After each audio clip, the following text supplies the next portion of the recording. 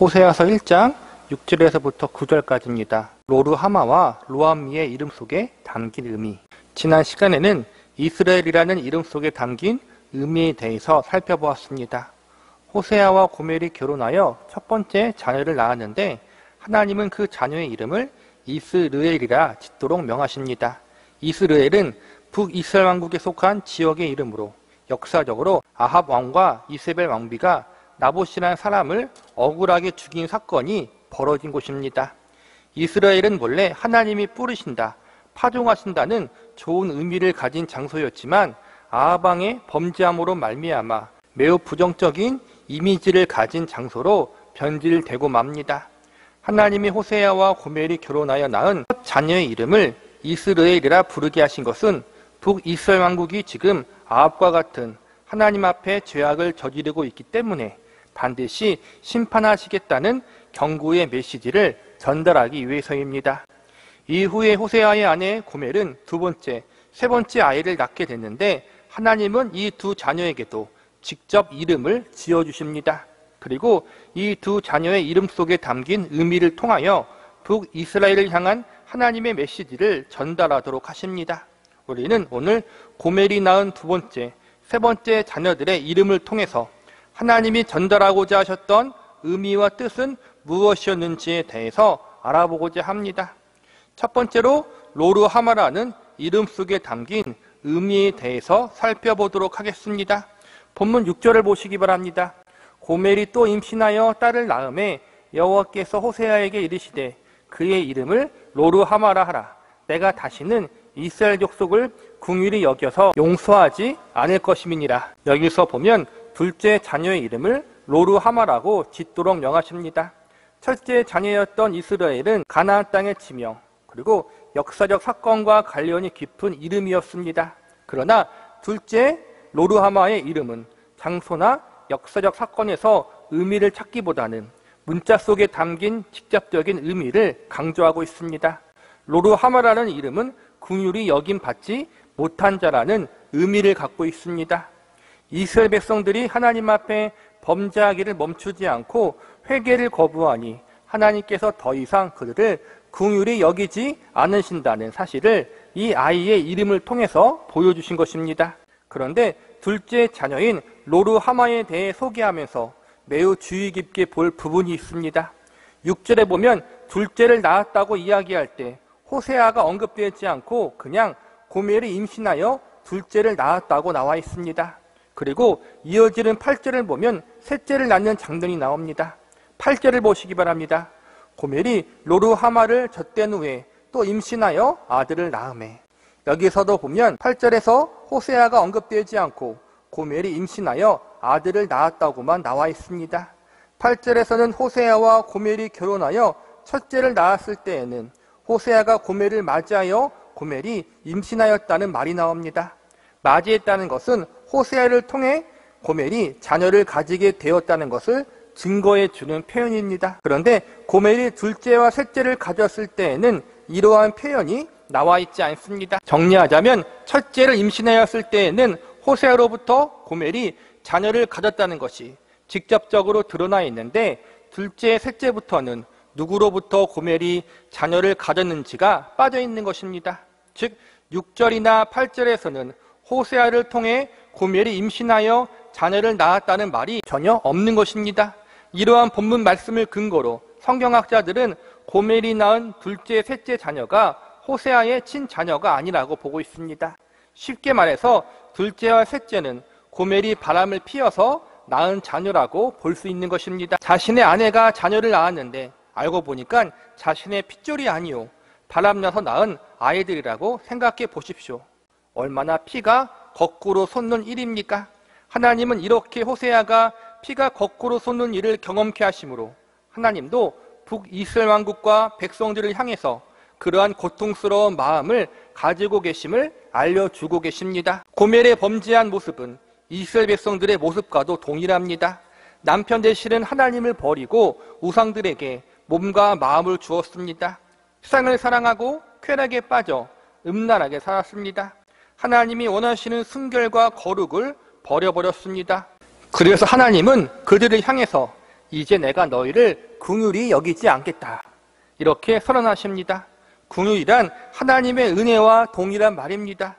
긍휼과 은혜를 거두어 가신다는 것은 이제는 하나님의 법대로 그분의 정의와 공의대로 대하시겠다는 것입니다. 죄인들을 향하여 하나님이 법대로 행하신다면 그 결과는 죽음입니다. 정리하자면 로르하마라는 이름 속에 담긴 의미는 하나님이 긍휼과 은혜를 거두어 가버리신다는 것이고, 이는 결국 죄인들을 향하여 영원한 죽음을 선포하신다는 것입니다. 우리의 구원이 우리 인간의 열심이나 공로 때문에 이루어진 것이 아니라 하나님의 은혜로 말미암은 것입니다. 하나님이 긍휼을 베풀지 않겠다는 것은 하나님께서 그들에게 구원의 은혜를 거두어 가신다는 것과 동일한 말씀이고, 곧 죄로 인하여 죽음이라는 심판을 받아야 한다는 것입니다. 지금 이 말씀은 불신자들을 향한 말씀이 아니라 하나님을 알고 있고 믿고 있는 자들을 향한 선포라는 점을 우리는 기억해야 합니다. 히브리서 6장에 보면 이러한 경고의 말씀이 있습니다. 한번 빛을 받고 하늘의 은사를 맛보고 성령에 참여한 바 되고 하나님의 선한 말씀과 내세의 능력을 맛보고도 타락한 자들은 다시 새롭게 하여 회개할 수 없나니, 이는 그들이 하나님의 아들을 다시 십자가에 못 박아 드러내놓고 욕되게 함이라. 이 말씀에 대한 해석이 참으로 다양하지만 쉽게 정리하자면, 하나님의 은혜를 경험하고도 하나님을 배신하면 그에 대한 심판이 더 크다는 것입니다. 하나님의 내리시는 가장 큰 심판 중 하나는 하나님의 긍휼을 거두어 가시는 것입니다. 하나님의 법대로 우리를 대하시는 것이 가장 무서운 심판 중 하나인 것입니다. 하나님의 사랑, 하나님의 은혜, 하나님의 자비와 긍휼이 아니면 우리는 한순간도 하나님 앞에 나아갈 수도 없는 존재들입니다. 우리는 이러한 사실을 기억하면서 고멜과 북이스라엘이 저질렀던 죄악들이 우리가 저지른 죄악이 되지 않도록 경각심을 갖고 조심하고 또 조심해야 할 것입니다. 두 번째로 고멜의 세 번째 자녀에 대해서 알아보겠습니다. 본문 8절을 보시기 바랍니다. 고멜이 로르하마를 젖된 후에 또 임신하여 아들을 낳음에 앞서 배웠듯이 세 번째 자녀 역시 호세아로 말미암아 낳았다라는 말씀이 없는 것으로 보아 고멜이 바람을 펴서 낳은 자녀라고 할 수 있습니다. 이어지는 9절을 보시기 바랍니다. 여호와께서 이르시되 그의 이름을 로암미라 하라. 너희는 내 백성이 아니요 나는 너희 하나님이 되지 아니할 것임이니라. 세 번째 자녀의 이름은 로암미입니다. 로암미 역시 지명이나 장소에서 유래된 이름이 아니라 이름 자체에 의미가 담겨져 있습니다. 하나님이 직접 9절 말씀에 로암미의 이름 속에 담긴 뜻을 알려주시면서 너희는 더 이상 나의 백성도 아니고 나도 너희의 하나님이 아니다라고 말씀하십니다. 앞서 배운 두 번째 자녀의 이름은 로르하마로서 하나님의 긍휼을 잊지 못한 자라는 의미가 담겨 있다고 배웠습니다. 그리고 셋째인 로암미는 하나님의 백성이 아니다라는 의미를 담고 있습니다. 이 이름들은 하나님의 경고와 심판의 엄중성을 상징적으로 보여주고 있다고 할 수 있습니다. 두 번째 자녀의 이름을 통해서 하나님 앞에 계속 범죄하면 하나님이 긍휼히 여기지 않겠다고 경고하셨는데, 이 경고를 듣고도 북이스라엘 왕과 백성들은 여전히 회개하지 않았습니다. 오히려 더 큰 범죄를 저지르며 살아가고 있었습니다. 그래서 세 번째 자녀의 이름을 통해서 계속 그렇게 회개를 거부하면 이제는 아예 하나님의 백성으로 여기지 않겠다고 엄중하게 말씀하고 계시는 것입니다. 하나님 앞에 자신들의 죄를 깨닫고 회개하면 하나님의 긍휼하심을 얻을 수 있습니다. 하나님 앞에 자복하고 회개하면 하나님의 백성으로 살아갈 수 있습니다.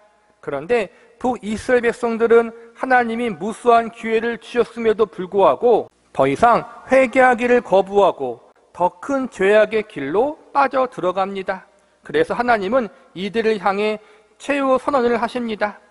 더 이상 긍휼도 베풀지 않고 이제 너희는 내 백성도 아니요 나 역시 너희 하나님이 아니다.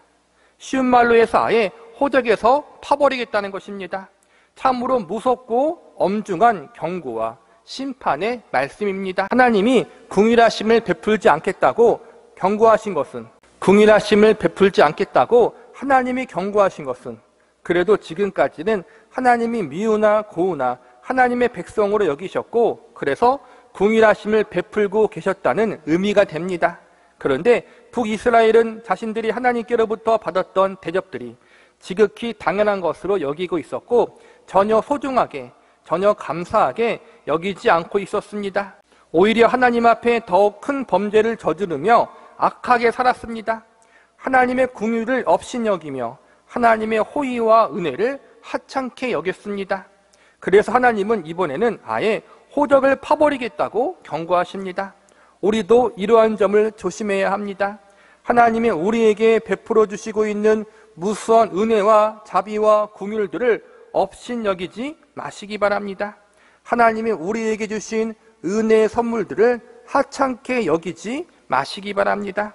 하나님의 은혜, 그분의 자비와 긍휼이 없다면 우리는 한순간도 제대로 살아갈 수 없는 존재가 바로 우리들입니다.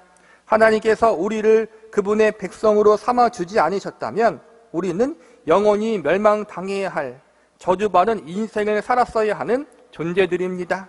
그러한 우리에게 아무런 값없이 무조건적인 사랑과 은혜와 긍휼을 베푸사 그분의 백성, 그분의 자녀로 삼아주셨습니다. 우리가 하나님 앞에 믿음으로 인생을 살아야 하는 이유가 바로 여기에 있습니다. 그분의 한이없는 은혜와 사랑을 받은 자들이기 때문에 그분의 한량없는 긍휼과 호의를 경험한 사람이기에 우리는 마땅히 감사함으로, 마땅히 믿음으로 우리에게 주어진 인생을 살아야 하는 것입니다.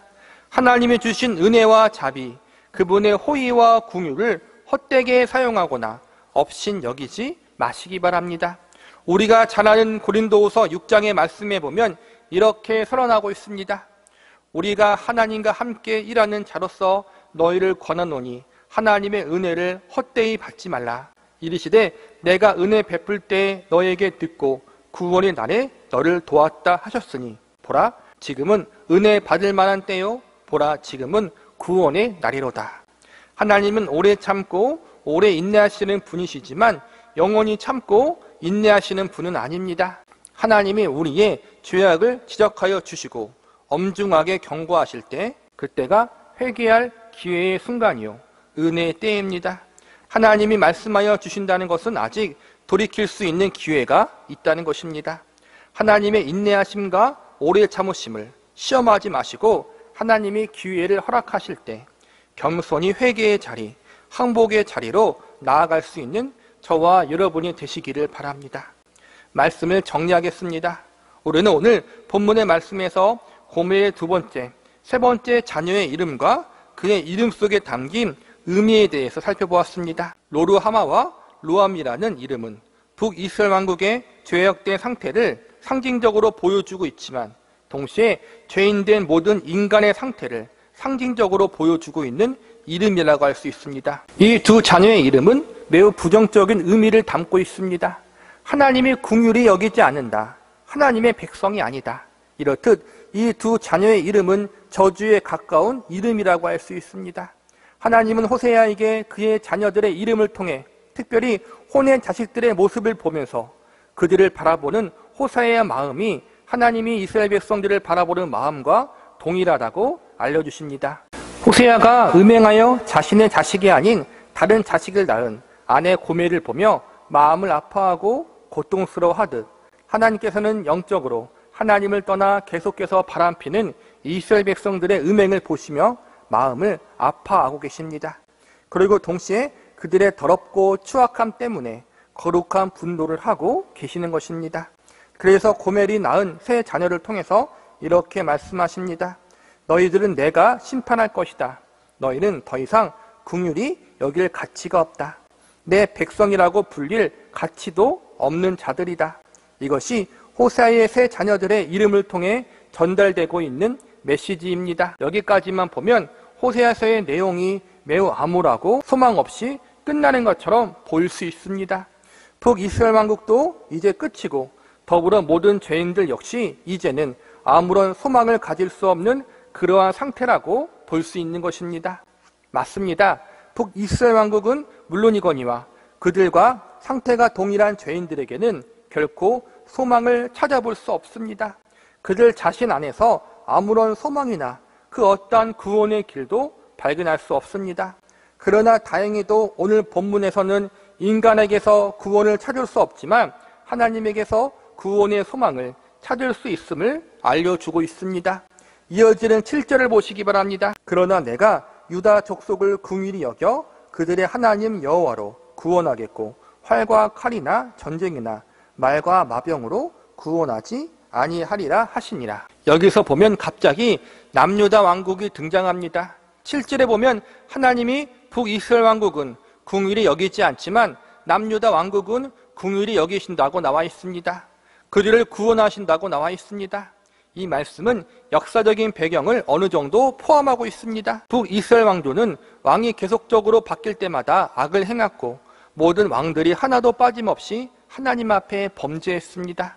이에 반해 남유다 왕국은 나쁜 왕도 있었지만 선한 믿음의 왕도 가끔씩 있었습니다.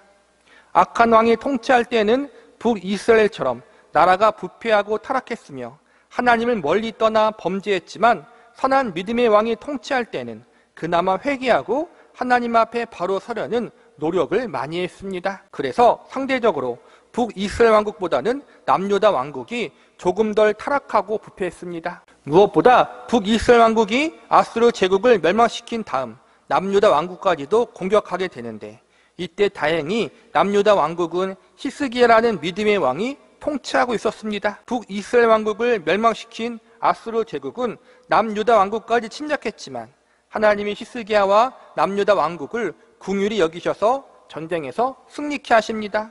그냥 승리한 것이 아니라 하나님이 직접 개입하셔서 초자연적인 승리를 거두게 하십니다.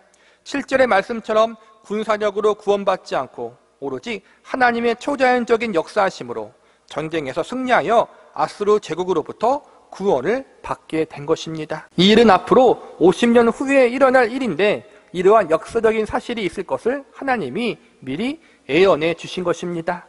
그러나 우리가 미가서 말씀에서 배워서 아시겠지만 남유다가 북이스라엘보다 상대적으로 조금 덜 악했을 뿐이지 하나님 보실 때 아무런 죄가 없거나 전혀 타락하지 않았다는 것은 아닙니다. 믿음의 왕 히스기야가 나라를 다스렸을 때에도 백성들 안에는 여전히 타락과 부패함이 존재하고 있었습니다.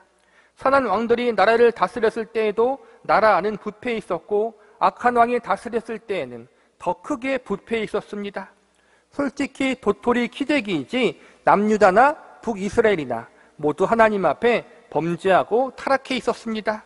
그래서 북이스라엘만 자신들의 죄로 말미암아 멸망당하는 것으로 끝나지 않고 결국엔 남유다도 자신들의 범죄함으로 말미암아 심판을 받아 멸망당하게 됩니다. 그래서 7절 말씀을 이해하실 때 남유다가 선하고 착해서 구원해 주신 것이라고 해석하시면 안 됩니다.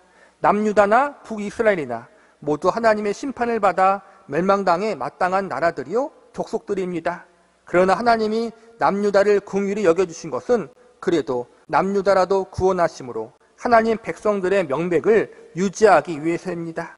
북이스라엘은 멸망당한 후에 살아남은 10지파의 소수의 사람들이 남유다에 흡수되게 됩니다. 그래서 남유다는 이름이 유다 지파의 이름을 땄지만 그 안에는 12지파 사람들이 모두 포함되어 살게 됩니다. 미우나 고우나 하나님의 백성이기 때문에 하나님이 남유다를 남겨두신 것입니다. 그리고 무엇보다 그들을 통해서 메시아를 나오게 하신다는 하나님의 예언의 성취를 위해서 아브라함과 믿음의 조상들에게 하셨던 약속을 지키기 위해서 그분의 신실함 때문에 남유다 왕국을 긍휼히 여겨주신 것뿐입니다. 결국 7절 말씀은 남유다를 긍휼히 여기신다는 것은 그들이 선하거나 잘해서가 아니라 전적인 하나님의 자비와 은혜 때문이요 하나님의 언약의 약속 때문인 것입니다. 북이스라엘을 영원히 멸망시키고 남유다는 잠시 멸망당한 후에 회복시켜 주시는 것은 하나님이 이 둘을 차별하시는 것이 아니라 모두 다 죄인이지만 남유다가 살아야 북이스라엘 백성들도 남유다의 울타리에 들어와 살 수 있고 하나님의 백성의 명맥이 유지되는 것을 아셨기 때문입니다. 북이스라엘이나 남유다나 모두 다 멸망당하고 죽어 마땅하지만 그래도 은혜를 내려 이스라엘 민족을 그루터기처럼 남겨주신다는 것입니다. 6절과 7절은 대비되는 말씀 같지만 결국 하나님의 자비와 은혜가 없으면 모든 인간은 멸망당할 수밖에 없는 존재인 것을 알려주고 있는 것입니다. 본문 7절을 다시 보시기 바랍니다. 그러나 내가 유다 족속을 궁일이 여겨 그들의 하나님 여호와로 구원하겠고 활과 칼이나 전쟁이나 말과 마병으로 구원하지 아니하리라 하시니라. 여기서 보면 활과 칼, 전쟁이나 말, 마병으로 구원하지 않고 여호와로 구원하시겠다고 선언합니다. 이는 인간의 수단이나 방법으로 그들을 구원하는 것이 아니라 오로지 하나님의 긍휼과 자비와 은혜가 조건과 근거가 되어 구원하여 주신다는 것을 알려주고 있는 것입니다. 다시 한번 강조해서 말씀드리지만 남유다가 좀 더 잘해서가 아닙니다. 남유다도 영원히 멸망당해도 마땅한 죄인들인데 하나님이 긍휼을 내려주사 그들을 구원해 주신 것이고 결국에는 하나님이 긍휼히 여기지 않으면 아무도 구원받을 수 없다는 것을 보여주고 있는 것입니다. 즉 하나님만이 유일한 구원자요 유일한 소망이라는 사실, 그리고 인간의 그 어떠함으로 하나님 앞에 인정받거나 구원받을 수 없다는 사실을 알려주고 있는 것입니다. 결국 북이스라엘 왕국이 구원받을 수 있는 길은 오로지 자신의 능력, 자신의 열심, 자신의 공로를 의지하는 것이 아니라 죄인들을 긍휼히 여기시는 하나님의 은혜만을 의지하는 길임을 알려주고 계신 것입니다.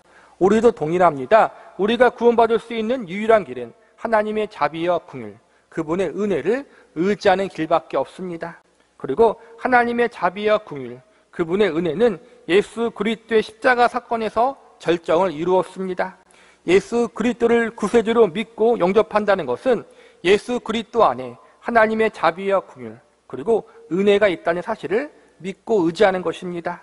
아무도 예수 그리스도를 말미암지 않고는 하나님께 나아갈 수 없다는 사실, 하나님이 죄인된 인간을 구원하시는 방법으로 예수 그리스도의 대속의 은혜와 공로를 의지하고 받아들이는 방법을 유일한 방법으로 정하셨다는 사실을 인정하는 것입니다.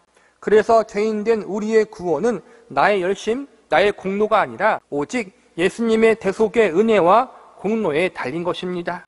로르하마와 로암미라는 이름을 통해서 우리의 본 모습이 하나님의 긍휼을 잃어버리고 하나님의 백성이라 불릴 수 없는 그러한 상태였다는 사실을 기억하시기 바랍니다. 그리고 그러한 우리를 구원하기 위해서 하나님이 예수님을 이 땅에 보내주셨고 우리의 구원은 오직 예수 그리스도의 대속의 공로와 은혜로 말미암게 된다는 사실을 믿음으로 받아들이고 확신하시기 바랍니다.